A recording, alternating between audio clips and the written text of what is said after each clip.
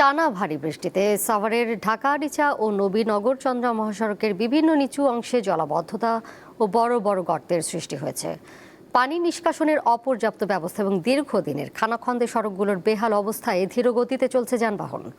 এতে দীর্ঘ যানজটের পাশাপাশি চরম ভোগান্তিতে পড়েছেন যাত্রী ও পরিবহন শ্রমিকরা। আসল ফল থেকে তৈরি সম্পূর্ণ প্রিজারভেটিভ মুক্ত ফ্রুটিকা, পিওর মানে ফ্রুটিকা।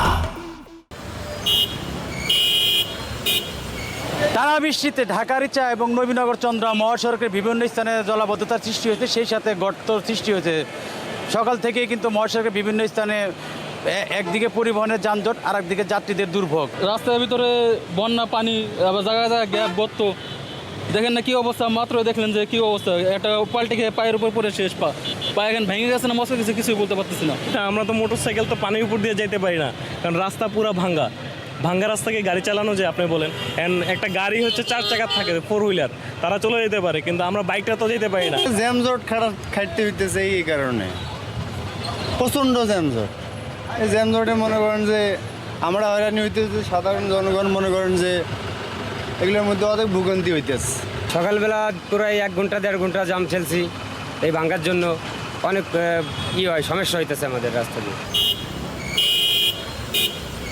বৃষ্টির জন্য রাস্তাঘাট একটু জ্যাম লাগতেছে, তারপরে রাস্তাঘাট নষ্টর কারণে গাড়ি ঘোড়ার দুর্ঘটনার শিকার হচ্ছে। দেখলাম আমরা এক জায়গাতে অ্যাক্সিডেন্ট হয়েছে, তারপরে গাড়ি দ্রুত যেতে পারছে না। ভাঙাচুরা বৃষ্টির কারণে খুবই রাস্তার দুর্ভোগ অবস্থা, মানুষদের খুবই খারাপ। টানা কয়েকদিনের বৃষ্টিতে ঢাকা-আরিচা এবং নবীনগর চন্দ্রা মহাসড়কের বিভিন্ন স্থানে গর্ত এবং সেই সাথে বেড়েছে জলাবদ্ধতা। পাশাপাশি এলিভেটেড এক্সপ্রেসওয়ে নির্মাণের কাজের কারণে দুর্ভোগ আরও বেড়েছে। এম এ হালিম, দীপ্ত সংবাদ, সাভার।